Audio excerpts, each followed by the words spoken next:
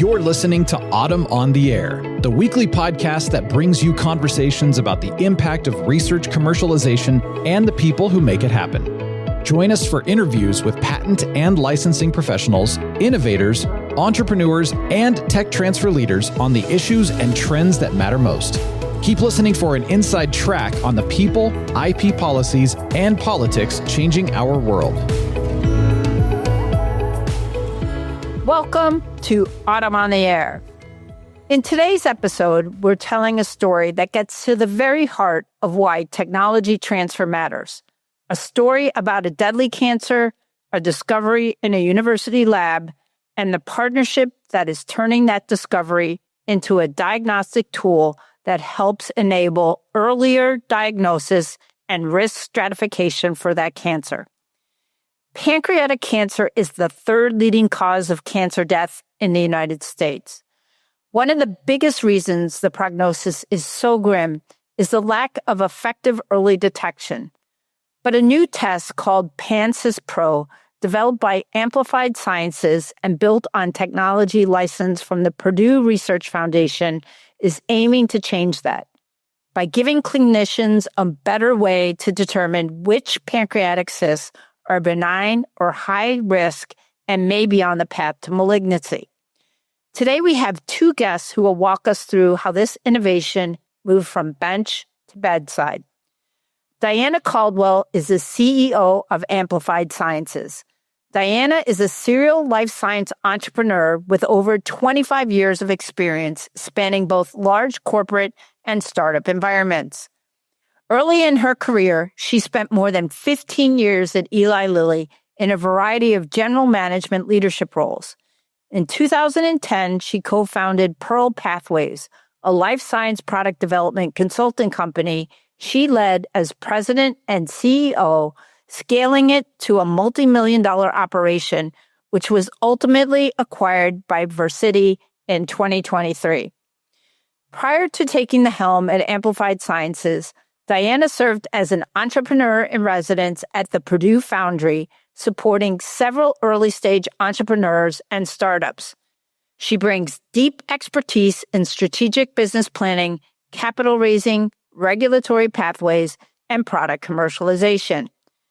Joseph Kasper is the Assistant Director of Business Development and Licensing for Life Sciences at the Purdue Innovates Office of Technology Commercialization at the Purdue Research Foundation.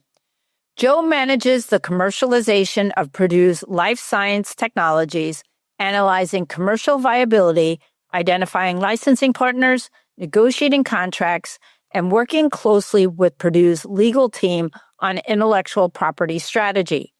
He also supports inventor-led startups through the Purdue Incubator. Joe holds a BS in biochemistry from Mount St. Joseph University and a PhD in medicinal chemistry and molecular pharmacology from Purdue University, with research focused on protein structure and function. Welcome to the podcast, Diana and Joe. So excited to have you here on the air. Lisa, it's great to be here. Thank you for your time and effort for this important series. Thanks so much, Lisa. Looking forward to it. Well, we have a lot to cover today, you two. So I thought maybe the best place to kick the podcast off is to start with you, Diana. And I really wanted to start with the problem because I think most people are pretty aware that pancreatic cancer has one of the lowest survival rates of any cancers. So for our listeners who may not be deeply familiar with the clinical landscape, can you paint a picture of why early detection is so difficult and why the existing diagnostic tools fall incredibly short? Absolutely. So, pancreatic cancer is the third deadliest in the U.S. And actually, since I took helm of Amplified Sciences, it's going the wrong direction. It was the fourth deadliest and now the third deadliest.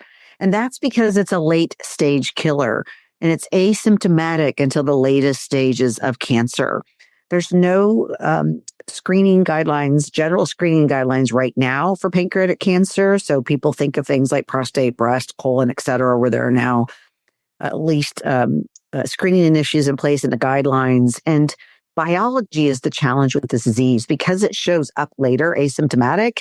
We don't have the necessary research data, specimens, patients to study that gets diagnosed either at the precancerous state or at the early stage cancer.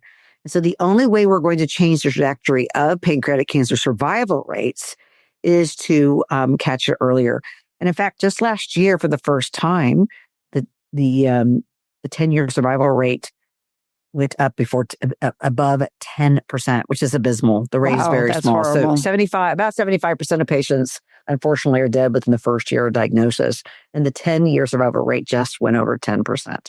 So it's a rare cancer, but the cases are very poignant and stick with people that's in the family, people that you may know, famous people on television, right? They really stick out because of how quick that cancer moves. So the role of earlier pathways to detection of either precancerous states, high-risk patients, or early stage are key.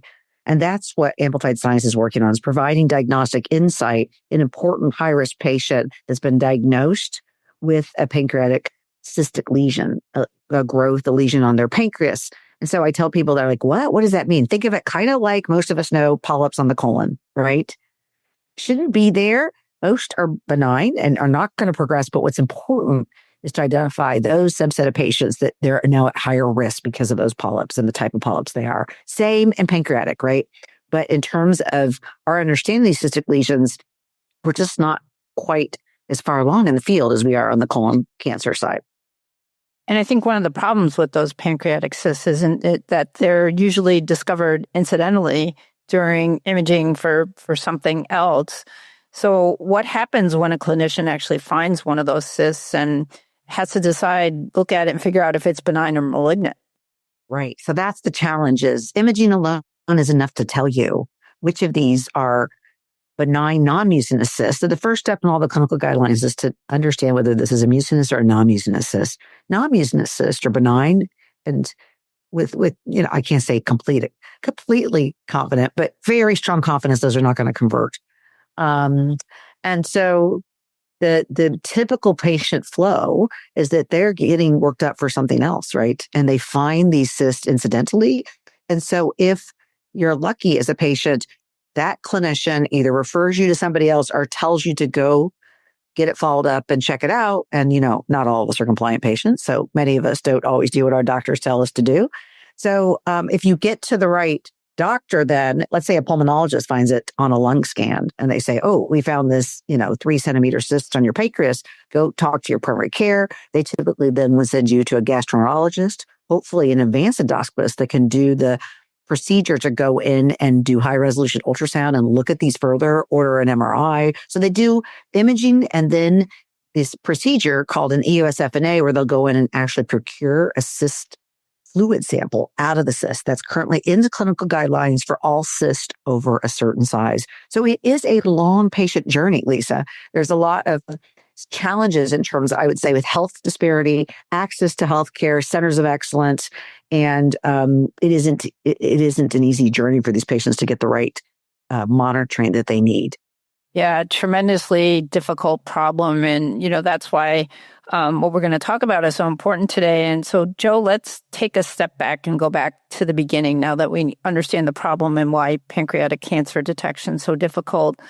The technology here originated in the lab of Dr. Davisson at Purdue. Talk to us a little bit about the underlying science, the reagent technology that became the foundation for BioMatra, the platform itself, and what made it stand out as a candidate for commercialization? Yeah, absolutely. I'll do my best here. I'll admit that the technology, as it was disclosed to Purdue, predates me in the office, and I've been here since 2014. So I've been with OTC quite a while, but it's been a journey for the technology as well. I think maybe at least one of the invention disclosures came in 2011 or around there. So there was already IP filed and some history with the technology. It's a technology around dyes that allow for analyte detection by surface enhanced Raman spectroscopy. And that's really, a platform technology. And I'll say a little bit more, but maybe Diane will have more to say about how it found its way to pancreatic cancer. But I think, the importance here is that we maintain relationships with the inventors.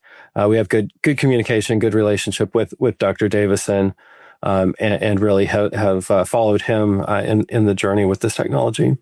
I just wanted to add a little bit more flavor about at least the journey I heard that Joe took. We joined forces in 2020, really based on the second generation of this IP. So there's first gen and second gen IP exclusively licensed from Purdue. And, Joe is by nature, part of the readiness of bringing a startup to life out of an academic founder is whether that founder has the interest and appetite and is a little entrepreneur themselves, right? Not to say that there's an IP that's just like a clean license and someone takes it out, but if you're going to birth the startup out of it, Joe was always creating new things at Purdue, doing new things, was behind the Bentley birth, Joe, and he's been doing a lot of innovative things. He'd licensed IP out already to large diagnostic companies and had done a lot of work with biopharma. So he's a biochemist by training, and he builds molecules, right? And so these are small molecule, ultra-sensitive dyes that actually he had colleagues around Purdue using them for other things, environmental, Department of Defense grants, et cetera. He said, I'm in the School of Pharmacy, he always tells me, I want to bring this to really innovate and provide a practical platform that enables ultra-sensitive detection, leveraging Raman spectroscopy, which is, from what we can tell, we are now the first and only surface-enhanced Raman spectroscopy CLIA-cleared tests in the market. I'm not saying for sure, we haven't looked everywhere, but Lisa, I think we're pretty novel. So it really is a novel platform technology in diagnostics, but it didn't start in pancreatic. Joe got a Black and Gold award with support from Purdue. That was also some state funding. And he and his doctoral student were able to do some work at an NSF I-Core grant. And they started out in chronic kidney disease with an idea around a urine test. And so that's where they kind of played out the platform and demonstrated some proof of concept, but decided that really wasn't the best beachhead market. And that's what I met Joe's when he was sort of pivoting away from that and looking at where they should start. Because if you have a great technology, but you enter the wrong market and you're not going to address a medical need and you don't play to the strengths and the novelty of your platform, I've seen many a startup not succeed. Well, there's a lot of unmet medical needs out there. So what led you to pancreatic cancer? Oh, we don't have enough time to talk through all that. But when I met Joe, he was already talking to collaborators at UCSF, Charlie Craik and Dr. Kim Kirkwood. Joe had done a postdoc at UCSF, so he went way back with Craik, he's probably one of the top leaders in the protease community around. And so we have, since then, it's been public knowledge, licensed some additional IP around the biomarker in a novel substrate that is behind one of the analytes in PanCystPro, our first test. And so when I met him as his entrepreneur in residence at Purdue Foundry, back then it was called, now it's Purdue Innovates, but I was an entrepreneur in residence for Purdue after selling my, getting bought out of my first startup. And I went and did customer discovery at UCSF and with clinicians right here in our own ecosystem to look at this growing problem of not very successful or helpful or accurate tests in the pancreatic cystic lesion space, the part they played in a window to earlier detection and stratification for patients at risk. And so we got to work alongside each other like 6-9 months before I took helm as a CEO. And that was incredibly helpful. But Joe had already made the contact and was starting down that path when I met him. And so again, I'll give a shout out to my co-founder and the inventor of our technology for staying tenacious with this great chemistry platform technology and making sure that you carefully choose where you might be able to solve a problem first. So there are these dyes, the BioMatra, which we've talked about. And then you just mentioned PanCystPro. What is that and how does it work together with BioMatra? So PanCystPro is the product. It's a tri-analyte test that's 3 different types of biomarkers all coming together with a proprietary algorithm to provide risk stratification on benign/non-mucinous. So the benign cyst versus the mucinous cyst, which could be potentially malignant. That's the product. It's offered today. And we've recently announced that UCSF will be the first clinical site that will be launching this in our early access program. And that's in our Irvine, California lab. That's where we have our CLIA CAP accredited lab. So that's the regulatory step you have to go under in order to be able to offer clinical tests. BioMatra is our name for the platform that is powered by these dyes, these ultrasensitive SIRS enhanced dyes. And that includes, though, hardware instrumentation, software, of course, lasers. It's an optical detection platform. So all the things it takes for an optical system, and then the know-how and the use of our dyes, which we can tag to any biomaterial that we like that can enable, I'd say, multi-dimensional or multi-omic kind of assay. So one of the flexibilities is we can do multiple kinds of things all on surface enhanced Raman with just one read, as opposed to walking over to one instrument and then walking over to another instrument and needing a complete sample there. So the whole system is anchored around the dyes, but it involves multi domains of expertise. And how does the sensitivity and specificity compare to existing methods that are out there right now? In terms of the test, we have demonstrated with our tri-analyte assay and abstracts and a pending manuscript, certainly in the high 90s on sensitivity, which enables a 98% NPV, which is when you're ruling out potential cancer, the first thing you want to do. And the specificity, if you know much about diagnostics, the more you enhance your sensitivity, it's a balancing act, right?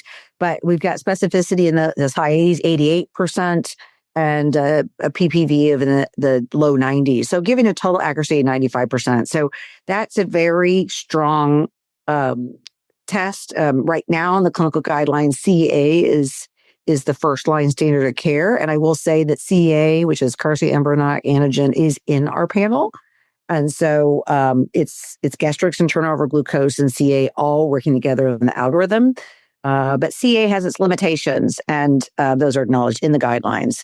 And really are the challenge is sensitivity, not specificity. So when you want a really good rule out test, you need to get higher on sensitivity. Wow. Congratulations. That's amazing. That's looking very promising. That's fantastic. So I want to take a step back for a second, Joe, and turn back to you.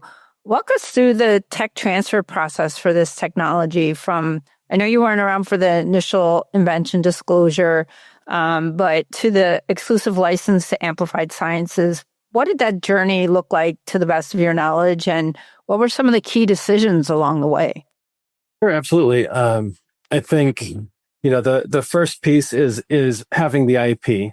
Being able to follow an inventor from their platform technology all the way through refining it as a concept to be translated into a product.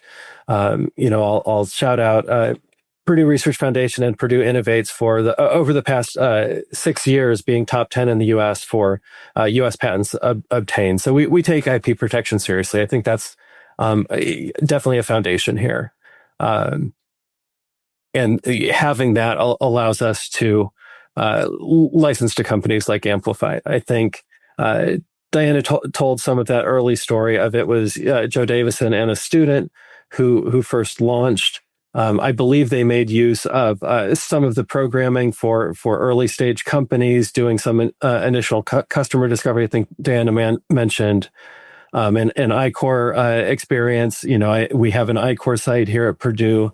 And we help prepare folks for the iCore program.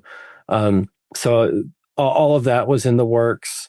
Again, at that time, it was called Purdue Foundry. Now we're under the umbrella of Purdue Innovates with the Purdue Incubator, supplying that. The addition of that entrepreneur in residence with Diana, who was able to take the helm at the company eventually. We do things a little bit differently now, but then kind of shifting to the licensing aspect for Purdue inventor startups. We did at that time and still do have an express license program. I know a lot of tech transfer offices do similar things.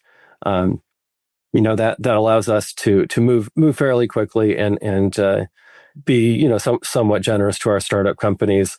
Of course, that's always subject to change. I think the agreement template now looks different than it did back then, but that was part of it. Does that kind of address the question? Absolutely. And I think it's interesting, too. I know that Amplified Sciences became part of the Purdue Strategic Ventures portfolio, and Purdue Ventures participated in the company's $2.6 million Series seed round in 2023. So, Joe, what does that mean for the university to invest directly in a spin-out, and how has the institutional support that you've provided impact the company's trajectory? Yeah, I can speak to it from the technology commercialization office side, and Diana can speak to it from the company side. But absent that, what do you have? You have the ability to receive royalties when products are sold. But that's one aspect of a relationship, one aspect of a company. The IP is important, but investing in a company forms a different kind of relationship. Where there's opportunities to share in the success outside of just the royalties or whatever's in the license. I think it's also a way to support those companies, support our ecosystem, and hopefully contribute to a virtuous cycle there. Diana, what has the impact been from your side?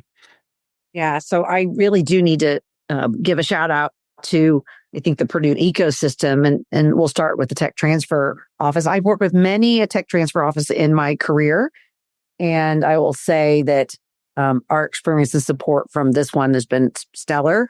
And I think, well, I wasn't around when the express license option was offered, et cetera. I think it was foundational to the company being able to get started, right?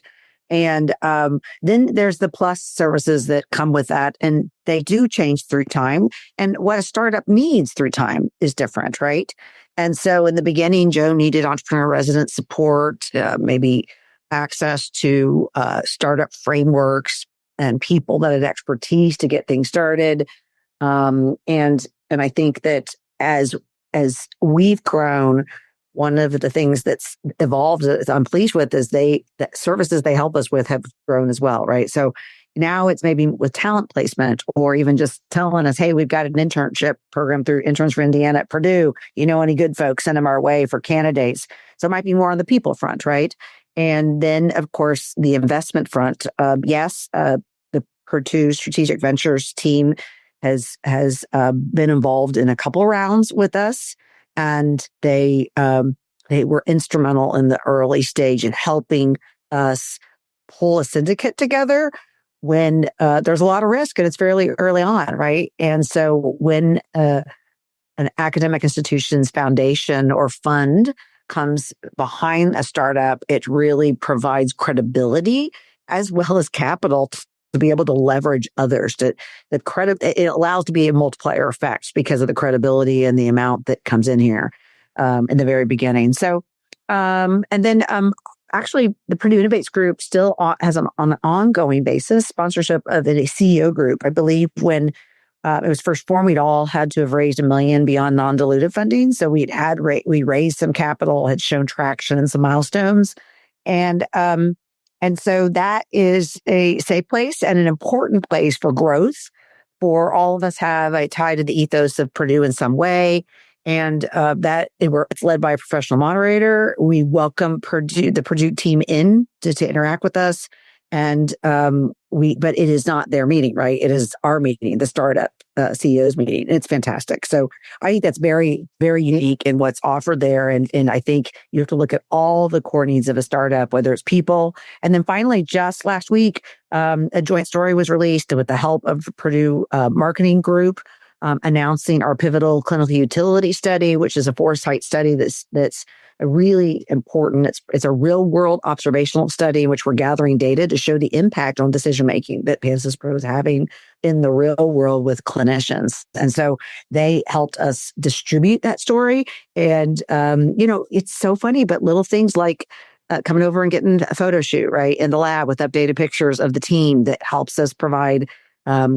the media, tools that we need. It's invaluable, but you don't need all those things up front. You need to be able to support the startups as they evolve and grow. And I think Purdue's been able to show that they can flex and do that and get innovative, and Purdue Innovates on how they support us. Yeah, and the potential for clinical impact here is tremendous. Like we're talking, you've got this CAP accredited and CLIA certified lab in California. Tell us, if PanCystPro achieves widespread adoption, what is that going to mean for patients in the healthcare system? How many people are we talking about could potentially be affected by this test? Yeah, so the 3 million patients approximately annually are newly diagnosed with a cystic lesion. So that's not a small number, right? Now, many of those are very small and would just warrant watching potentially in the guidelines until they get a little bigger, right? Size does matter on these, and the rate of growth of these cysts as well, which can be an indicator of what's going on biologically in those cysts. So not all of those are eligible to go see an advanced endoscopist gastro and get a workup. So we are talking about a pretty sizable population here. I guess the mission and vision that we have is PanCystPro would always deliver an answer for a patient that is scared and where clinicians don't always have an answer. There's nothing worse than doing a procedure, taking a look, saying, well, we're not seeing anything. We sent it off for testing and the test didn't take, or they didn't show anything.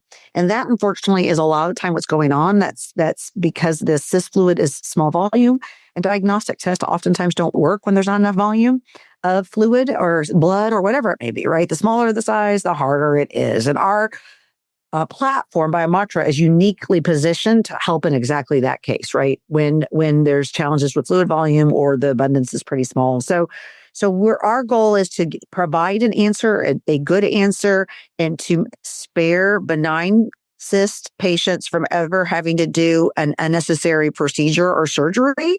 And for those that are potentially malignant mucinous, helping ensure that they get identified correctly and get the appropriate monitoring and surveillance, right? Doesn't mean they're all going to go to surgery, but that they are appropriately followed by physicians. And so we really provide a peace of mind for patients with PanCystPro to confidently tell you this is benign, and a new tool for doctors to feel like they've made the right decision and can make a call on these cysts, which so often is left in this cycle of uncertainty. Reduce uncertainty, peace of mind for patients. Does that make sense? Absolutely. Improve the quality of life for these patients, prevent unnecessary surgeries. And I'm assuming it's going to lower healthcare costs to some extent too, because you're avoiding these unnecessary surgeries or maybe a questionable answer, to your point, or an answer or result from a test that doesn't give you an answer.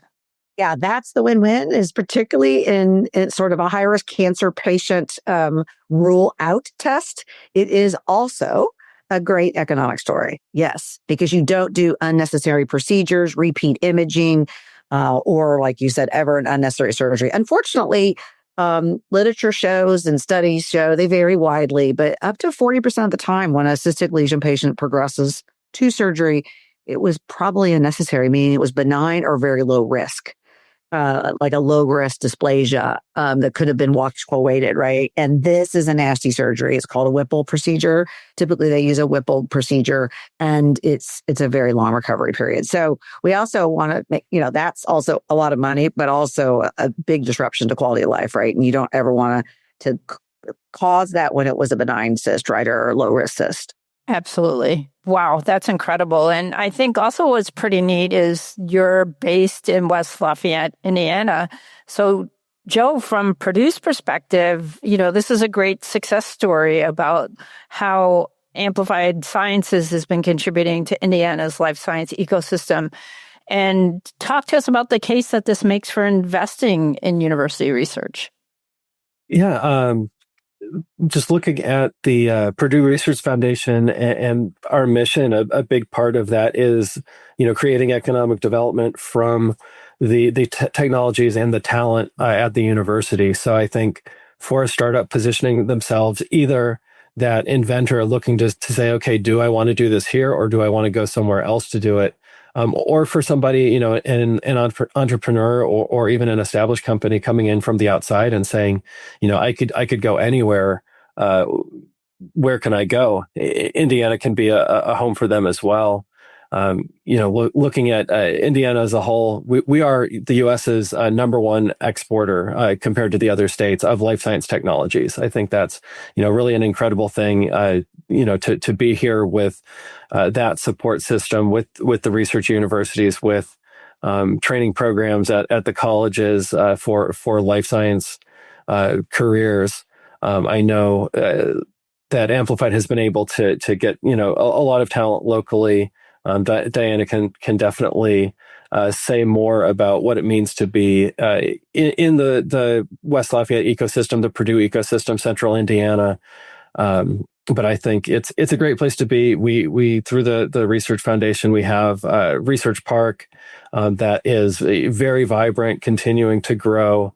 The Amplified has facilities there, and as more and more small companies build and grow, it just becomes an even more vibrant place to have connections and collaborations, collisions, all of that. I think that's my perspective on why Purdue or why Indiana. Yeah. So for us, Lisa, we could, make a decision on where to start the company anywhere, but I actually am a Hoosier. So I had a goal to take helm of a company that was going to be in Indiana. And while I live in Indianapolis, I'm up here in West Lafayette. I'm here today all the time. It's an easy, quick drive. And I think, in the beginning, particularly if the academic founder is going to take on a CSO role, which Joe did. So Dr. Davisson took on the CSO role. And you've got wet labs. It's kind of more important that he's a little closer to the R&D team than even me, right? And of course, we've evolved over time. We now have a director of R&D, a total of 4 PhDs in the wet labs up here. We've got so there are landlords. So it's a good thing for Purdue Foundation also. They get rent from us every month, and we've expanded our footprint incredibly. We came from the smallest little lab over at a building called KPTC, and now we're in PTC with a 4-hood lab and then more of an assay development biology lab with small little hoods, but they're biology. And so, and a little office that they converted a little space for us. So we've got some office space as well. And, when we first got into this building, there was like nobody here. And I'm really thrilled to say, because it was kind of a redo of a big tenant that had been in here with lots of lab space. And now we're bumping into new companies that are here all the time and startups. So the collision thing is real. We borrow things. We had a -80 go down. And we knew who to walk down and say, can we have a little space, for in your freezer for a bit? And that's important. We also are really, really thrilled to have almost throughout the last several years, we have commercial contracts with Joe's Lab. And so we can actually leverage their services. They've got some equipment and capabilities that we don't have that we can just go in and contract with and have them do for us. And then we also have access through a partnership at Bentley for visiting professor, which enables us to tap into like mass spec services, et cetera. So we can take a sample over, have them run it, and just get charged in a fee for service space. That is really, really invaluable. The only thing, Joe, that my team wishes they had is when they go on campus, they wish they had a parking pass, because parking is hard. Parking is hard on every university campus. Yeah. I think we all can relate to that. Yeah. And maybe there's somebody who can work some magic, but it's hard for us too. Yeah. A quick follow up on sort of that line of thought. How many of your folks are Purdue grads? How many are from Indiana? How many did you pull from into Indiana from other places? Right. So our postdoc we pulled in from Texas, right? And she's, when I think about it, maybe the only one that didn't have some Purdue tie. Okay, I'm a double dipper IU, so I don't have a Purdue tie. So I guess I'm on that list as well. So, but everybody else either did a postdoc or got their PhD or is married to faculty. That's the other tie, right? We have this great thing in West Lafayette that we have fantastic scientific teams of partners, right? And so trailing spouses, trailing partners, soon to be fiance, or whatever it may be, right, creates this great scientific and engineering talent that is a hidden gem. And so, I call our team is the power part of the power couple, but they might have been following for a faculty position of their spouse, right? So that's a big plus. So yes, hiring is hard. The right talent's important, but it is a little bit easier, surprisingly, as small as West Lafayette is, right here in West Lafayette. And Joe, I want to stick with you for a second. If you could look back at things, what do you think the Purdue team did really well when it came to PanCystPro in terms of its journey? And if you could go back in time and redo some things, what would you do differently if you were starting over?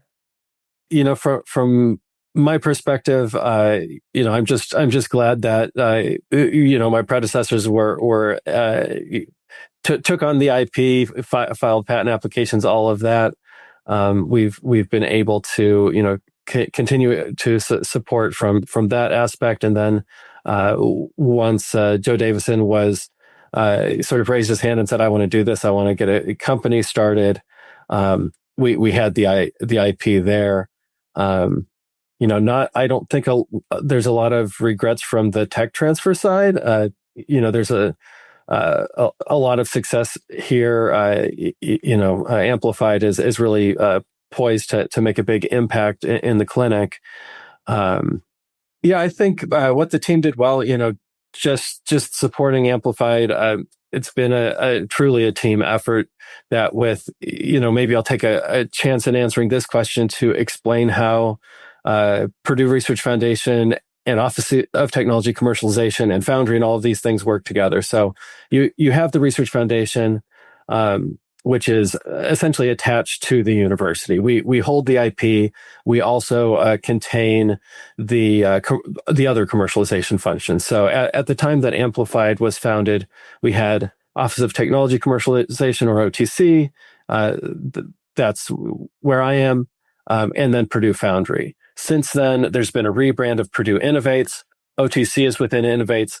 Rather than that Foundry branding, you see a branding of Purdue Incubator. So this tag team of OTC and Incubator, we're tossing things back and forth. Something recently, there was a Midwest showcase at JP Morgan that Amplified participated in, and if I'm correct, that's something that that the Incubator was able to bring Amplified in on. So the successes have been just all those little things along the way of sharing opportunities, absolutely things we've talked about, the ability to help fund, to have the research park that has wet labs. So it's an ecosystem. It's Innovates, it's the research park, it's the university, and just staying in communication and doing our best not to drop the ball. I think Diana has from your perspective, is that how things look?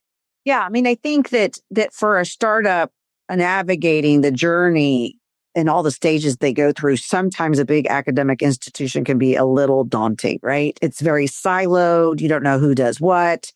And I think one of the things that Purdue Innovates does is provides kind of a small core team that may not be the people that do it, but they can help triage and help you find the resources, right? We were trying to find a very specific capability for some antibody manufacturing for actually a grant that we were applying to, and it needed to be in Indiana. And so, it's nice to have a conduit to help answer those questions or at least try to open the door to the right group. That being said, I mean, Purdue is bureaucratic. It is, not as bad as some, but it is kind of hard to figure out. And it does change a bit sometimes, depending on priorities of what's happening. So sometimes it's hard to keep up with, is this in scope, out of scope? Will they help us with this or not? And so I think staying nimble. And I will say, I have worked with Joe since I was an entrepreneur residence, and I wasn't even the CEO yet. And it's been great to have some constant longevity in a contact, Joe. So that's been great as well. the turnover can be a challenge, right? You build up relationships with everybody, whether it's a vendor or, Purdue, whatever it is, and it can be a challenge. The other thing, my wish list is, well, I think the facilities here are great. And I know that there are people in the foundation working on this. The idea of more reducing barrier to entry for startups to rent and get access to wet lab space, engineering, maker space. This is really a challenge in Indiana, and others are leaning into it. I know, there's others in the state that are looking at this, and I really challenge Purdue and all of the academic institutions to think about how important that is. Renting by hour or a day a week, as opposed to carrying the burden of, very expensive dollar per square foot. I mean, we're not Boston and San Francisco, but we're awfully close.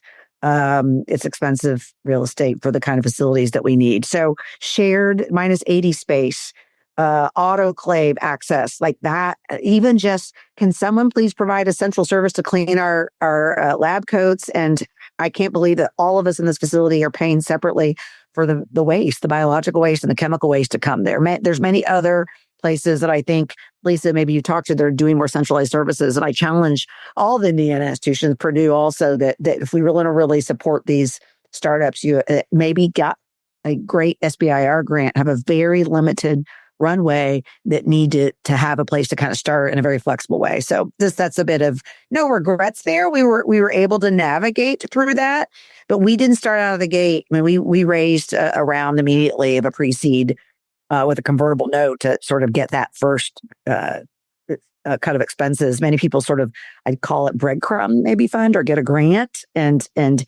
underestimate how quickly that they're going to burn through those funds when they're in a high intensity research environment with expensive materials.